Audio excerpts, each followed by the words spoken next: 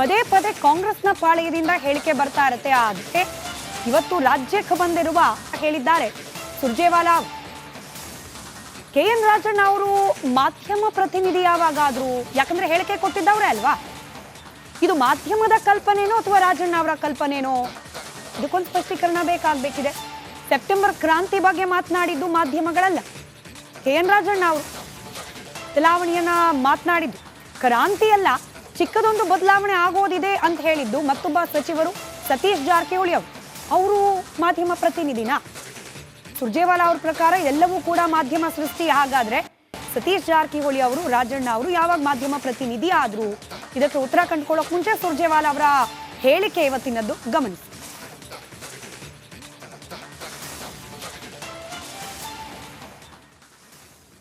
Any news that is circulated in the media about some leadership change, etc., are only a figment of your imagination.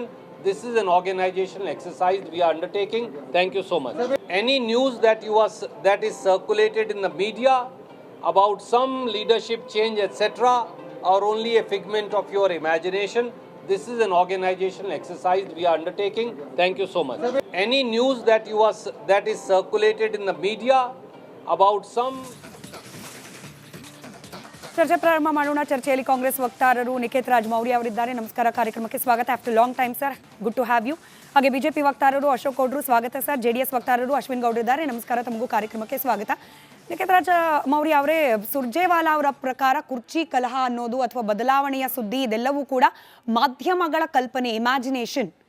ನಾನು breaking update ಅಲ್ಲೇ ಪ್ರಶ್ನೆ ಕೇಳಿದೆ, ರಾಜಣ್ಣ ಅವರು ಸತೀಶ್ ಜಾರಕಿಹೊಳಿ ಅವರು ಯಾವಾಗ ಮಾಧ್ಯಮ ಪ್ರತಿನಿಧಿ ಆದ್ರು? ಕಾಂಗ್ರೆಸ್ನ ನಾಯಕರು ಸಚಿವರಾಗೋದನ್ನ ಬಿಟ್ಟು ಮಾಧ್ಯಮ ಪ್ರತಿನಿಧಿಗಳು ಯಾವಾಗಾದ್ರು ಅಂತ? ಅಲ್ಲಲ್ಲ, ಮಾಧ್ಯಮ ಪ್ರತಿನಿಧಿಗಳು ಅಂತಲ್ಲ, ಇದು ಮಾಧ್ಯಮಗಳು ಆ ರೀತಿಯ ಕಲ್ಪನೆಗಳನ್ನು ಸೃಷ್ಟಿ ಮಾಡ್ತಾ ಇದ್ದಾವೆ ಸಮಾಜದಲ್ಲಿ. ಬಿಟ್ಟರೆ ವಾಸ್ತವಿಕವಾಗಿ ಪಕ್ಷದೊಳಗಡೆ ಅಂಥದ್ದೇನು ನಡೀತಾ ಇಲ್ಲ ಅಂತ. ಅವರು ಹೇಳಿರುವ ರೀತಿಯೇ ಬೇರೆ, ಆದರೆ ಇಲ್ಲಿ ಕಲ್ಪನೆ ಮಾಡ್ಕೊಳ್ತಿರುವಂಥ ರೀತಿ ಬೇರೆ ಅಂತ. ಭಾಳ ಮುಖ್ಯವಾಗಿ ಏನು ಅಂತಂದರೆ, ಎಲ್ಲಾದರೂ ರಾಜಣ್ಣ ಅವರು ಮುಖ್ಯಮಂತ್ರಿ ಬದಲಾವಣೆ ಆಗುತ್ತೆ ಅಂತ ಹೇಳಿದಾರಾ? ಎಲ್ಲಾದರೂ ಸತೀಶ್ ಜಾರಕಿಹೊಳಿ ಅವರು ಏನಾದರೂ ಸರ್ಕಾರದಲ್ಲಿ ಬದಲಾವಣೆ ಆಗುತ್ತೆ ಅಂತ ಹೇಳಿದಾರಾ? ಭಾಳ ಮುಖ್ಯವಾಗಿ ಏನು ಅಂತಂದರೆ, ಪಕ್ಷದ ಹಂತದಲ್ಲಿ ಹಲವಾರು ಜನ ಹೊಸ ಇದೇನು ಬೋರ್ಡು ಮತ್ತು ನಾಮಿನೇಷನ್ಗಳಾಗೋದಕ್ಕೆ ಇನ್ನೂ ಒಂದು 30-35 ಬೋರ್ಡ್ಗಳನ್ನು ನೇಮಿಸಬೇಕು ಅಂತ ಇವತ್ತು ಸರ್ಕಾರ ತೀರ್ಮಾನ ಮಾಡಿದೆ. ಸೊ ಖಾಲಿ ಇದ್ದಾವೆ, ಚೇರ್ಮನ್ ಹುದ್ದೆಗಳು ಖಾಲಿ ಇದ್ದಾವೆ. ಸೊ MLC ಸ್ಥಾನಗಳಿಗೆ 4 MLC ಸ್ಥಾನಗಳನ್ನು ತುಂಬಿಸೋದು ಖಾಲಿ ಇದೆ. ಸೊ ಅದೆಲ್ಲದರ ಕುರಿತಂತೆ ಮೀಟಿಂಗ್ ಮಾಡಬೇಕು ಅನ್ನೋ ಕಾರಣಕ್ಕೋಸ್ಕರವಾಗಿ ಸುರ್ಜೇವಾಲಾ ಅವರು ಬಂದಿದ್ದಾರೆ. ನಮ್ಮ ಅನೇಕ ಪಕ್ಷದ ಕಾರ್ಯಕರ್ತರಿಗೆ ಬೋರ್ಡ್ನ ನಾಮಿನೇಷನ್ಸ್ ಮಾಡುವಂಥದ್ದು ಬಾಕಿ ಇದೆ. ಸುಮಾರು ಸಾವಿರಾರು ಬೋರ್ಡ್ ನಾಮಿನೇಷನ್ಸ್ ಬಾಕಿ ಉಳಿದಿದ್ದಾವೆ. ಸೊ ಅವುಗಳನ್ನೆಲ್ಲವುದನ್ನು ಕೂಡ ತರಾತುರಿಯಲ್ಲಿ ಆದಷ್ಟು ಬೇಗ ಸರ್ಕಾರ ಬಂದಿದೆ.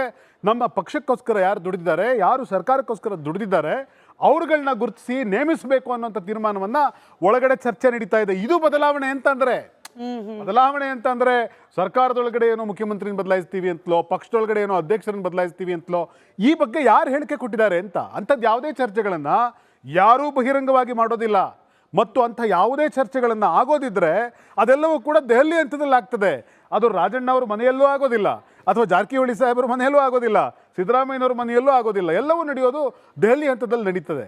ಭಾಳ ಮುಖ್ಯವಾಗಿ ಏನು ಅಂತಂದರೆ, ಭಾಳ ಸ್ಪಷ್ಟವಾಗಿ ಸಿದ್ದರಾಮಯ್ಯನವರು ಅವರ ಆಡಳಿತ, ಅವರ ದಕ್ಷತೆ, ಅವರ ಗಂಭೀರವಾದಂಥ ಸರ್ಕಾರವನ್ನು ನಡೆಸ್ತಿರೋದರ ಬಗೆಗೆ ಇಡೀ ಸರ್ಕಾರದ ಎಲ್ಲ ಇದೇನು ಪ್ರತಿನಿಧಿಗಳು, ಜನಪ್ರತಿನಿಧಿಗಳಿದ್ದಾರೆ, ಅವ್ರ ಜೊತೆಗೆ ನಿಂತಿದ್ದಾರೆ. ಇಡೀ ಕಾಂಗ್ರೆಸ್ ಅವ್ರ ಜೊತೆಗೆ ನಿಂತ್ಕೊಂಡಿದೆ.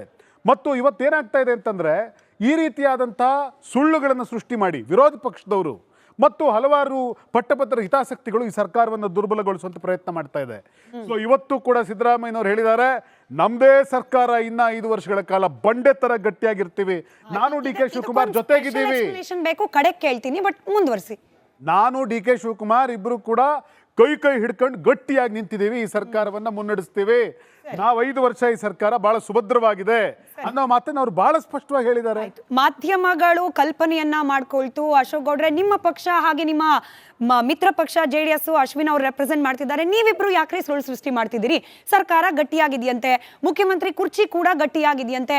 ನಿಮ್ಗೆ ಯಾಕೆ ಅನುಮಾನ ಬರ್ತಾ ಇದೆ ಪದೇ ಪದೇ? ಯಾಕೆ ಮಾಧ್ಯಮಗಳ ಕ್ಯಾಮ್ರಾ ಮುಂದೆ ನಿಮ್ಮ ಪಕ್ಷದ ನಾಯಕರು ಕೂಡ ಸರ್ಕಾರ ಬಿದ್ದೋಗುತ್ತೆ, ಮುಖ್ಯಮಂತ್ರಿ ಬದಲಾಗ್ತಾರೆ, ನೀವ್ ಯಾಕೆ ಸೃಷ್ಟಿ ಮಾಡ್ತಿದ್ದೀರಿ? ಈ ಪೊಲಿಟಿಕಲ್ ಸೈನ್ಸ್ ಅಂತ ಒಂದು ಸಬ್ಜೆಕ್ಟ್ ಇದೆ. ಈ ಪೊಲಿಟಿಕಲ್ ಸೈನ್ಸ್ ಸಬ್ಜೆಕ್ಟ್ಗಳ ಎಕ್ಸ್ಪರ್ಟ್ಸ್ ಯಾರಿರ್ತಾರೆ ಅಥವಾ ಪ್ರೊಫೆಸರ್ಸ್ ಯಾರಿರ್ತಾರೆ ಅವ್ರ ಹತ್ರ ಹೋಗಿ ಮಾತಾಡಿದ್ರೆ, ಯಾವಾಗ ನೀವು ಈ ರೀತಿ ಬಂದು ದಟ್ಟ ಸ್ಪಷ್ಟವಾಗಿ ಹೇಳ್ತಾರೆ. ಅಂದರೆ ಸರ್ಕಾರ ಬಿದ್ದೋಗೋದಿಲ್ಲ, ಸರ್ಕಾರ ಸುಭದ್ರವಾಗಿದೆ ಅಂತ ಪದಗಳನ್ನ ಉಪಯೋಗಿಸ್ತಾರೆ. ಅಂದರೆ ಅರ್ಥ ಏನು ಅಂತಂದರೆ ಸರ್ಕಾರ ಡೋಲಾಯಮಾನವಾಗಿದೆ, ಸರ್ಕಾರದ ಇಡಿಗಳು ಅಲ್ಲಲ್ಲಲ್ಲೇ ಉದುರ್ತಾ ಇದೆ ಅಂತ ಅಂದ್ಬಿಟ್ಟು ಅಂತ ಪೊಲಿಟಿಕಲ್ ಸೈನ್ಸ್ ಪ್ರೊಫೆಸರ್ ಹೇಳ್ತಕ್ಕಂಥ ಮಾತು. ಅದನ್ನು ನಾವೂ ಸಹ ಇಲ್ಲಿ ರಿಪೀಟ್ ಮಾಡ್ತಾ ಇದ್ದೀವಿ. ಸುರ್ಜೇವಾಲಾ ಅವರು ಈ ಸಂದರ್ಭದಲ್ಲಿ ಬಂದಿದ್ದಾರೆ, ಎಲ್ಲ ಶಾಸಕರನ್ನು 1 to 1 ಭೇಟಿ ಮಾಡ್ತಿದ್ದಾರೆ. ಸೆಪ್ಟೆಂಬರ್ ಕ್ರಾಂತಿ ಮತ್ತು ಈ ಸರ್ಕಾರ ನಡ್ಕೊಂಡಿದ್ದು ರಾಜ್ಯಕ್ಕೆ ಆಗಿರ್ತಕ್ಕಂಥ ಅನ್ಯಾಯಗಳು ಅದನ್ನೆಲ್ಲವನ್ನು ಸಹ BR ಪಾಟೀಲಿಂದ ಹಿಡಿದು ರಾಜು ಕಾಗೆವರೆಗೂ ಮತ್ತು ಗೋಪಾಲಕೃಷ್ಣ ಅವರು ಮತ್ತು ಬೆಲ್ಲೂರು ಗೋಪಾಲಕೃಷ್ಣ ಅವರು ಇವರೆಲ್ಲನೂ ಸಹ ಸ್ಪಷ್ಟವಾಗಿ ಹೇಳಿದ್ದಾರೆ.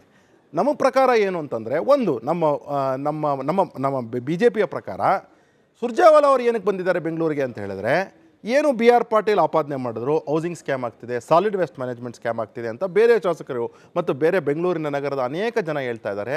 ಮತ್ತು ಅನೇಕ ಸ್ಕ್ಯಾಮ್ಸು ಇನ್ಕ್ಲೂಡಿಂಗ್ ಏನು ಕಾರ್ಡಿಯಾಕ್ ಅರೆಸ್ಟ್ ಆಗ್ತಿದೆ ಅದರಲ್ಲೂ ಸ್ಕ್ಯಾಮ್ ಆಗ್ತಿದೆ ಅಂತ ಕೆಲವರು ಅಭಿಪ್ರಾಯ ಪಡ್ತಿದ್ದಾರೆ. ನಮ್ಮದು ಅಭಿಪ್ರಾಯ ಅಲ್ಲ ಅದು. ಈ ಎಲ್ಲ ಅಭಿಪ್ರಾಯಗಳಲ್ಲಿ ಏನಾಗಿದೆ, ನಮ್ಗೆ ಯಾಕಪ್ಪ ಶೇರ್ ಬಂದಿಲ್ಲ, ನಮ್ಮ ಶೇರ್ ಯಾವಾಗ ಕೊಡ್ತೀರಾ ಅಂತ ಕೇಳಿಕೊಂಡು ಆಪಾದನೆಗಳನ್ನು ಲಿಸ್ಟ್ ಮಾಡಿಕೊಂಡು ಎಷ್ಟೆಷ್ಟು ಪರ್ಸೆಂಟೇಜ್ ತೊಗೊತಾವ್ರೆ ಶಾಸಕರು, ಸಚಿವರು ಮತ್ತು ಮುಖ್ಯಮಂತ್ರಿಗೆ ಎಷ್ಟು ಪರ್ಸೆಂಟ್ ಹೋಗ್ತಿದೆ, ಕಮಿಷನ್ ಅಂತ ಹೇಳಿ ಏಜೆಂಟ್ಗಳು ಎಷ್ಟೆಷ್ಟು ಹೊಡಿತಿದ್ದಾರೆ, ಅದರಿಂದಾಗಿ ನಮ್ಗೆ ಯಾಕೆ ಬಂದಿಲ್ಲಪ್ಪ ಕಮಿಷನ್ನು ಅಂತ ಕೇಳಲಿಕ್ಕೆ ಬಂದಿದ್ದಾರೇನೋ ಅನ್ನತಕ್ಕಂಥದ್ದು ನಮ್ಮ ಒಂದು ಈಗಿನ ಸದ್ಯದ ಪರಿಸ್ಥಿತಿನಲ್ಲಿ ನಾವು ಅಸ್ಯೂಮ್ ಮಾಡ್ಕೊಂತ ಇದ್ದೀವಿ. ಮುಂದೆ ಒಂದು ನಿಮಿಷ, ನಿಮಗೂ ಖಚಿತ ಮಾಹಿತಿ ಇಲ್ಲ. ಇಲ್ಲ, ಇವತ್ತು as of today at on 30th June 2025 at 7 PM we are having some information on this. ಆದರೆ ಅದು ನಮಗಿನ್ನೂ ಖಾತ್ರಿ ಆಗಿಲ್ಲ. ಇನ್ನು ಬೆಳಗ್ಗೆಗೋ ಅಥವಾ ನಾಳೆಗೋ ಖಾತ್ರಿ ಆಗುತ್ತೆ. ಅದಕ್ಕೆ ಯಾರೋ ಒಬ್ಬರು ಅದಕ್ಕೆ ಒಂದು ರಿಸರ್ಚ್ ಟೀಮ್ ಕೆಲಸ ಮಾಡ್ತಿದೆ, ಯಾವ ರೀತಿ ಚರ್ಚೆಗಳಾಗ್ತಿದೆ ಕಾಂಗ್ರೆಸ್ನಲ್ಲಿ ಅಂತೇಳಿ. ಆ ಚರ್ಚೆಗಳನ್ನು ಮೇಲೆ ನಮ್ಮ ಆಪಾದನೆಗಳು ಬರ್ತವೆ ನಾಳಿದ್ರಲ್ಲಿ. ಒಂದು ಅದಾದಮೇಲೆ ಇನ್ನೂ ಪಾಪ ಸುರ್ಜೇವಾಲಾ ಅವರು ಏನು ಹೇಳಿಕೆ ಕೊಟ್ಟಿದ್ದಾರೆ, ಸಿದ್ದರಾಮಯ್ಯನವರು ಏನು ಹೇಳಿಕೆ ಕೊಟ್ಟರು, ಬಂಡೆ ತರ ನಮ್ಮ ಸರ್ಕಾರ ಇರುತ್ತೆ, ಬ್ರೇಕಿಂಗು ಇದೆ, ಬೈಟು ಇದೆ. ಬರ್ತೀನಿ ಅಲ್ಲಿಗೆ. ಅಶ್ವಿನ್ ಅವರೇ, ಕುಮಾರಸ್ವಾಮಿ ಅವರು ಈ ಸರ್ಕಾರ ರಚನೆ ಆಗಿ ಇನ್ನೂ ತಿಂಗಳುಗಳು ಕೂಡ ಸರಿಯಾಗಿ ಕಳೆದಿರಲಿಲ್ಲ, ಆಗ್ಲೇನೆ ಈ ಸರ್ಕಾರ ಬಿದ್ದೋಗುತ್ತೆ ಅನ್ನೋ ರೀತಿ ಭವಿಷ್ಯ ನುಡಿದು ಬಿಟ್ಟಿದ್ರು. ಒಂದು ಮುಹೂರ್ತ ಕೂಡ ಫಿಕ್ಸ್ ಮಾಡಿದ್ರು. 2.5 ವರ್ಷ ಆಯ್ತಪ್ಪ, ಈಗಲೂ ಸ್ಟೇಟ್ಮೆಂಟ್ಗಳು ಬರ್ತಿದೆಯೇ ಹೊರತು ಅಲ್ಲಿ ಅಲ್ಲಾಡ್ತಿರೋ ರೀತಿಯಲ್ಲಿ ಕಾಣ್ತಿಲ್ಲ ಅನ್ನೋದು ನಿಕೇತ್ ರಾಜ್ ಅವರ ಬಲವಾದ ನಂಬಿಕೆ. ಇವತ್ತು ಮುಖ್ಯಮಂತ್ರಿಗಳು ಹಂಗೆ ಹೇಳಿದ್ದಾರೆ. ಕುಮಾರಣ್ಣವ್ರು ಹೇಳಿದ್ದು ಯಾವ ಅರ್ಥ ಅಂದರೆ, ನಾನು ಅಧಿಕಾರಕ್ಕೆ ಬಂದು 24 ಗಂಟೆನಲ್ಲೇ ಸಮ್ಮಿಶ್ರ ಸರ್ಕಾರ ಆಗಿದ್ರು ರೈತರು ಸಾಲ ಮನ್ನಾ ಮಾಡಿದೆ, ತಿಂಗಳಾದ್ರೂ ಇವ್ರು ಇನ್ನೂ ಕಿತ್ತಾಡ್ಕೊಂಡೇ ಇದ್ದಾರೆ.